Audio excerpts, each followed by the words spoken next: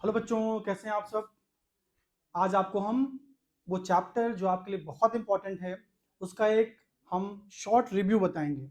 बच्चों, इस चैप्टर को हम लोगों ने अभी कवर कर लिया अपने पुराने वीडियोज में, और आज इस चैप्टर का हम डिटेल आपको कॉन्सेप्ट क्लियर करेंगे कि कैसे बहुत ही कम टाइम में आप चैप्टर को अच्छे से प्रिपेयर कर सकें। बच्चों, क्लास 10 का बोर्ड एग्जाम बहुत नज़दीक है और चैप्टर बच्चों नाम है कैलोरीमेट्री। ये चैप्टर दोस्तों बहुत ही आपके लिए इंपॉर्टेंट है। बच्चों, कैलोरीमेट्री का सीधा बच्चों मतलब होता है study of heat and temperature. बच्चों, इस चैप्टर को हमने अपने पुराने वीडियोज में कवर कर लिए हैं, लेकिन एक बार शॉर्ट रिव्यू चैप्टर कैसे बहुत कम टाइम में एग्जाम के पॉइंट ऑफ व्यू से हम क्लियर करें, प्रिपेयर करें, ये बहुत जरूरी है। तो बच्चों, आज हम सिर्फ 20 मिनट में इस कंप्लीट चैप्टर का हम एक कंप्लीट रिव्यू और बेहतरीन तरीके से आपको समझाने वाले हैं। बच्चों, कैलोरीमेट्री का सीधा मतलब होता है study of heat and temperature. Heat बच्चों वो एनर्जी होती है जो किसी भी बॉडी के मॉलिक्यूल्स की काइनेटिक एनर्जी बढ़ा देती है। बच्चों, यूं कहें हम कि काइनेटिक एनर्जी जो बढ़ती किसी मॉलिक्यूल की वो हीट की वजह से बढ़ जाती है। अब बच्चों, काइनेटिक एनर्जी का बढ़ना ही कहा जाता है कि बॉडी का इंटरनल एनर्जी बढ़ गया है। बच्चों, हीट अगर आप किसी बॉडी को देते हो तो बॉडी का टेम्परेचर राइज होता है या बॉडी का स्टेट या बच्चों का फेज बच्चों चेंज होता है। तो बॉडी का अगर टेम्परेचर बढ़ रहा है इसका मतलब बॉडी को हमने हीट दिया है। तो हीट का मतलब सीधे बच्चों होता है बॉडी के टेम्परेचर से होता है या बॉडी के फेज से होता है। एग्जाम्पल, आपको हमने एक बाउल आइस दिया। अब बच्चों, आइस जो है वो आपको उसको आइस को वाटर में कन्वर्ट करना है। तो आइस को वाटर में कन्वर्ट करने के लिए आप उसे हीट सप्लाई करोगे, और बच्चों जब आप हीट सप्लाई करोगे तो आइस डायरेक्टली क्या होगा, आइस डायरेक्टली सॉलिड फॉर्म से लिक्विड फॉर्म में कन्वर्ट होना शुरू हो जाएगा। लेकिन जब तक बच्चों पूरा आइस वाटर के फॉर्म में कन्वर्ट नहीं हो जाएगा तब तक उसका टेम्परेचर 0 डिग्री सेल्सियस बना रहेगा। बच्चों, आप जानते हो कि वाटर 0 डिग्री सेल्सियस पर सॉलिड फेज मतलब बच्चों आइस के फॉर्म में होता है। लेकिन जैसे ही आप बॉडी को हीट देते हो तो हीट सप्लाई करने के साथ साथ आइस का जो इंटर मॉलिकुलर डिस्टेंस है वो बढ़ने लगता है। मतलब आइट मत बच्चों मतलब आइस का फ्यूजन होने लगता है, आइस टूटने लगता है और सॉलिड फॉर्म से लिक्विड फॉर्म में कन्वर्ट हो जाता है। बच्चों, ध्यान रखिएगा, अगर किसी बॉडी को आप हीट दे रहे हो, अगर किसी बॉडी को आप हीट दे रहे हो तो बॉडी का टेम्परेचर राइज होगा। हीट देने का सीधा मतलब होता है कि राइज इन टेम्परेचर और चेंज इन फेज। बच्चों, फेज का सीधा मतलब होता है उसके स्टेट से होता है, उसके सॉलिड है कि लिक्विड है कि वो गैस है, किस फॉर्म में होगा, it depend upon temperature and heat. बच्चों, अगर वाटर को अगर एक कंटेनर है उसे बच्चों वाटर फिलअप है और आप लगातार उसे बच्चों हीट सप्लाई कर रहे हो तो क्या होगा, उसका टेम्परेचर राइज होता चला जाए। एग्जाम्पल बच्चों, अभी ये हीट देने से पहले 20 डिग्री सेल्सियस पर है और इस वाटर को अगर आप हीट देते जाओगे तो इसका टेम्परेचर बच्चों कॉन्टिन्यूसली क्या होगा, 100 डिग्री सेल्सियस तक पहुंच करके रुक जाएगा। अब 100 के बाद कितनी भी आप हीट सप्लाई करो, वाटर का टेम्परेचर 100 डिग्री सेल्सियस से अबव नहीं जाएगा। तो क्या होगा बच्चों, होगा यही कि अब वाटर अपना लिक्विड फेज छोड़ करके अब वेपर में कन्वर्ट हो जाएगा। मतलब मामला साफ है, किसी को हीट दोगे दो काम हो सकता है, या टेम्परेचर राइज होगा या उसका स्टेट बदल जाएगा। और टेम्परेचर राइज होना हो चाहे बच्चों स्टेट राइज हो, स्टेट में चेंज होना हो, दोनों ही चीजें क्यों होती हैं? Because of kinetic energy. बच्चों किसी बॉडी को हीट देने का सीधा मतलब होता है कि उसके मॉलिक्यूल्स की काइनेटिक एनर्जी बढ़ जाना, मतलब बच्चों उसके इंटरनल एनर्जी का बढ़ जाना है। अब बच्चों अगर इंटरनल एनर्जी बढ़ी है, इसका मतलब बच्चों ये है कि उस सिस्टम के ईच एंड एवरी मॉलिक्यूल्स का टेम्परेचर राइज कर रहा है। तो बच्चों हीट टेम्परेचर और इंटरनल एनर्जी, ये तीनों बच्चों किसी बॉडी का स्टेट तय करता है कि सॉलिड है कि लिक्विड होगा कि गैस होगा। बच्चों वाटर को वेपर में कन्वर्ट करना है तो आपको हीट देनी पड़ेगी, आइस को लिक्विड में कन्वर्ट करना है तो आपको हीट देनी पड़ेगी, लिक्विड को आइस बनाना है तो हीट निकालनी पड़ेगी। तो बच्चों ये पूरी जो कहानी है कि किसी सब्सटेंस का स्टेट क्या होगा, it depend upon heat. Okay, तो बच्चों पहला क्वेश्चन आपका ये बनेगा कि हीट क्या है? तो हीट बच्चों क्या है? फॉर्म ऑफ एनर्जी है। बच्चों टेम्परेचर क्या है? बच्चों टेम्परेचर का सीधा मतलब होता है मेजरमेंट ऑफ हॉटनेस और कोल्डनेस। बच्चों मेजरमेंट ऑफ हॉटनेस और कोल्डनेस क्या कहलाता है? टेम्परेचर। अब बच्चों टेम्परेचर किसी सिस्टम का, किसी बॉडी का बढ़ रहा है, इसका सीधा मतलब ये है कि उसके मॉलिक्यूल्स की काइनेटिक एनर्जी बच्चों बढ़ रही है। इसके बाद बच्चों अब हम बात करेंगे हीट कैपेसिटी। बच्चों हीट कैपेसिटी क्या होती है? बच्चों हीट कैपेसिटी का सीधा मतलब होता है किसी बॉडी के टेम्परेचर को 1 डिग्री बढ़ाने के लिए कितना आपको हीट देनी पड़ रही है, उसे कहेंगे हम क्या? Heat capacity. बच्चों हीट कैपेसिटी को हम लोग कैपिटल सी से डिनोट करते हैं, और बच्चों हीट कैपेसिटी का बेटा फॉर्मूला होता है Q बाई डेल टी। बच्चों Q क्या है? बच्चों यहाँ पे Q क्या है? ये है हीट एनर्जी। अब बच्चों डेल टी क्या है? राइज इन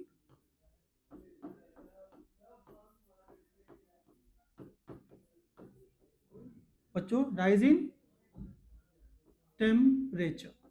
ओके, तो C is equal to Q by del T. बच्चों ये क्या आपका है? हीट कैपेसिटी है। और बच्चों दिमाग में रखिएगा हीट कैपेसिटी की एसआई यूनिट हमेशा एग्जाम में पूछता है, चाहे कोई मत बच्चों ये रहा हो क्लास 10th आईसीएससी के बोर्ड एग्जाम में हीट कैपेसिटी का एसआई यूनिट हो, चाहे स्पेसिफिक हीट कैपेसिटी की एसआई यूनिट बच्चों हो, चाहे वो लेटेंट हीट का आपका एसआई यूनिट बच्चों हो, सबका जरूर पूछता है एग्जाम में एसआई यूनिट। तो आपको चीजों को दिमाग में रखना होगा कि हीट कैपेसिटी जो कि सी से डिनोट करते हैं, C is equal to Q by del T होता है। Q क्या बच्चों? हीट एनर्जी होता है, और डेल टी क्या है? Rise in change in temperature. तो बच्चों इसका एसआई यूनिट हो जाएगा आपका जूल पर बच्चों जूल पर केल्विन। बच्चों SI unit of heat capacity is joule per kelvin होता है, ठीक है ना?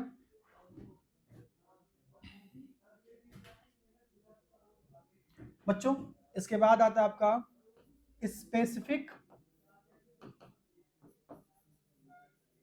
Heat capacity. बच्चों स्पेसिफिक हीट कैपेसिटी क्या होती है, ध्यान सुनिएगा बच्चों। इसको हम लोग स्मॉल सी से डिनोट करते हैं, okay, small C. And small C is equal to बच्चों क्या होता है, Q upon M del T, specific heat capacity. बच्चों सी क्या है, symbol of a specific heat capacity. बच्चों क्यू क्या है, amount of heat energy given to the system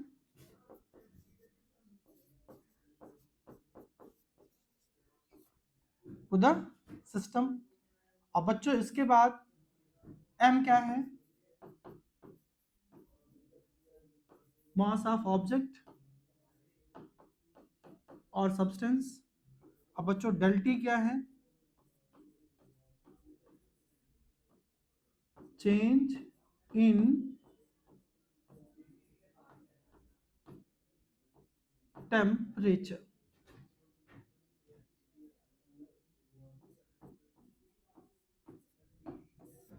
change in temperature. बच्चों स्पेसिफिक हीट कैपेसिटी का सीधा मतलब होता है कि दिए गए सब्सटेंस के जो मास है उसके टेम्परेचर को 1 डिग्री इंक्रीज करने के लिए हम कितना हीट दे रहे हैं, यानी कि amount of heat consumed by the given substance to increase the temperature 1 degree Celsius. बच्चों हीट कैपेसिटी में क्या था, C is equal to Q by del T था। आपने बॉडी के मास को कंसीडर नहीं किया था, लेकिन बच्चों यहां पर आपको बॉडी के मास को कंसीडर करना होगा।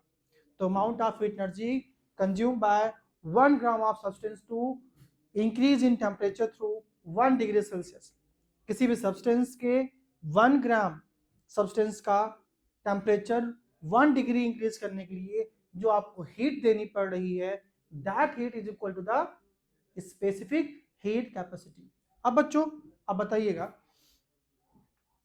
कि आपके यहाँ जब देखा होगा आप लोगों ने, आपकी कार में जब कार बच्चों हीट होती है तो कूलेंट के फॉर्म में आप कार में वाटर का यूज करते हो, पानी डालते हो। सामने होता है ना, बोनट होता है, वहां होता है कि जगह होती है जहां आप उसको उसमें वाटर डालते हो। क्यों डालते हो, क्योंकि कार हीट हो चुकी है।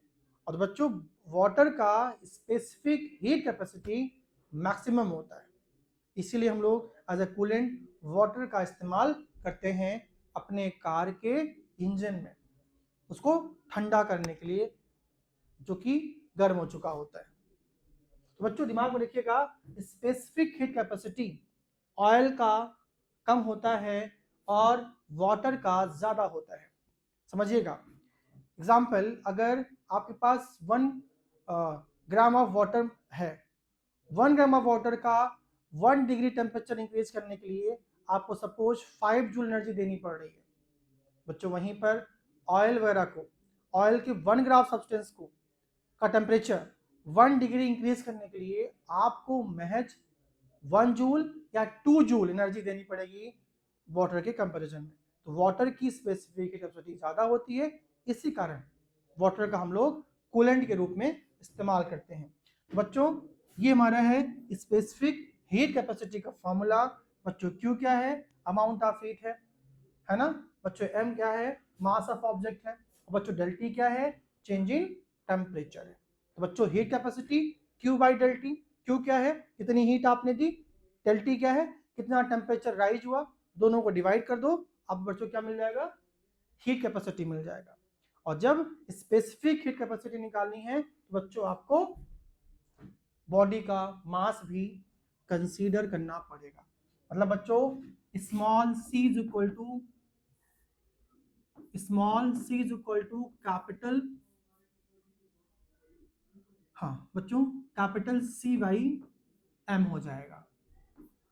मतलब बच्चों specific heat capacity is equal to heat capacity upon mass of the body. यहां से क्वेश्चन अक्सर आपके एग्जाम में आते हैं। बच्चों अगली वीडियो में आपको कैलोरीमेट्री के जितने भी न्यूमेरिकल्स हैं वो मिलने वाले हैं।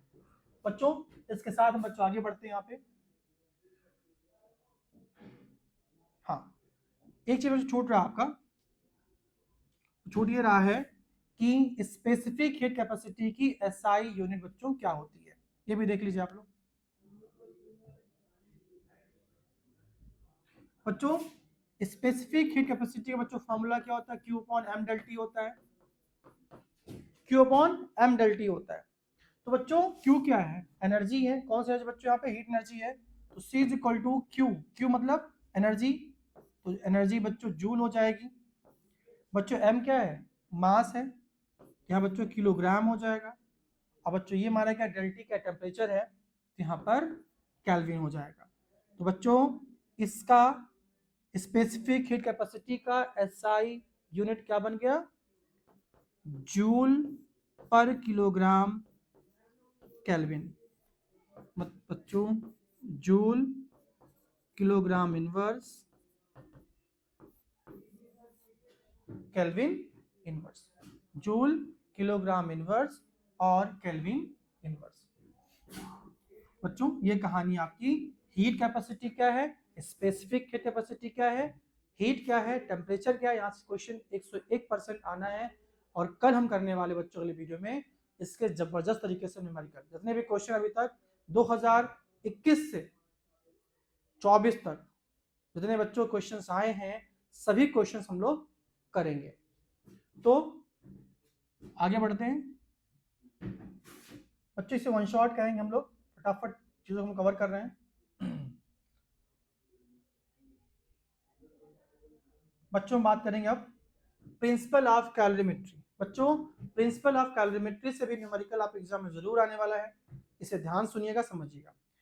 बच्चों प्रिंसिपल ऑफ कैलोरीमेट्री कहता क्या है, heat lost by hot body is equal to heat gain by a cold body. मतलब बच्चों अगर एक बॉडी जितनी हीट लॉस करेगी अगली बॉडी उतनी ही हीट गेन करेगी, मतलब समझिएगा। बच्चों ये बॉडी ए है, बच्चों ये बॉडी बी है। बच्चों ए ने बी को हीट ट्रांसफर की, हीट ट्रांसफर करने के पहले बच्चों ए का टेम्परेचर T1 था, बी का T2 था, अब बच्चों T1 ज्यादा था, लेकिन जब दोनों को हमने बच्चों कांटेक्ट मिलाया तो हीट, आप जानते हो पहले से ही, मैंने पहले वीडियो में बता रखा है कि heat always flow from hot body to cold body. बच्चों T1 क्या है, अधिक है, T2 क्या है, कम है। तो हॉट बॉडी का टेम्परेचर ज्यादा होगा, कोल्ड का कम होगा, तो हीट हॉट बॉडी से कोल्ड बॉडी में ट्रांसफर होगी। अब बच्चों तब तक ट्रांसफर होगी जब तक दोनों हॉट और कोल्ड दोनों का टेम्परेचर सेम ना हो जाए। तो बच्चों सपोज हीट ट्रांसफर होने के बाद फाइनली जब ए बी दोनों इक्विलिब्रियम पर बच्चों पहुंच चुके हैं, तो इक्विलिब्रियम पर पहुंचने के बाद जो टेम्परेचर है वो बच्चों क्या है, T है। तो बच्चों ए ने Q हीट लॉस किया, अब बच्चों बी ने Q हीट गेन कर लिया। और बच्चों पीछे आपने पढ़ा है Q कितना होता है, Q होता है MC डेल टी। बच्चों भी कितना हो जाएगा, MC डेल टी। बच्चों यहाँ पर M क्या है, बॉडी का मास। बच्चों यहाँ पे बॉडी ए की बात हुई ना, तो यहाँ पे बच्चों A है ना, बॉडी A को हमने 1 मान लिया, बॉडी को हमने B को हमने 2 मान लिया। तो बच्चों M1 यहाँ हो जाएगा, बच्चों M1 क्या, बॉडी 1 का मास। बच्चों C1 क्या हो जाएगा, बॉडी 1 का स्पेसिफिक हीट कैपेसिटी। अब बच्चों डेल टी क्या हो जाएगा, ध्यान रखिएगा अभी होने वाला आने वाला है। बच्चों यहाँ पर M2 हो जाएगा, C2 हो जाएगा, मतलब जो हीट ट्रांसफर कर रहा है वो M1 उसका मास, C1 उसकी स्पेसिफिक हीट कैपेसिटी, और बच्चों जो हीट गेन कर रहा है उसका मास M2 और C2 उसकी स्पेसिफिक हीट कैपेसिटी। बच्चों ध्यान रखिएगा यहाँ पे M1 C1 T1 minus T, M2 C2 T minus T2। बच्चों T माइनस T2। तो आपको यहाँ पे दिमाग में रखना बच्चों कि बॉडी ए जितनी हीट देगी बॉडी बी उतनी ही हीट गेन करेगी। तो यहाँ पर ये रिलेशन आपके लिए बहुत इंपॉर्टेंट है कि M1C1 T1 minus T is equal to M2C2 T minus T2। बच्चों T क्या है कि temperature of the both body at equilibrium. जब A हीट ट्रांसफर करता करता अब ट्रांसफर करना बंद कर दिया, उससे हम बच्चों क्या बोलेंगे, इक्विलिब्रियम। बच्चों अब हम कल अगली वीडियो में लेके आएंगे इसके न्यूमेरिकल्स, ठीक है। इसके न्यूमेरिकल 21 से लेके 25 तक जितने भी न्यूमेरिकल अभी तक आए होंगे हम आपको सब कराने वाले हैं, ठीक है बच्चों। Thanks to everyone.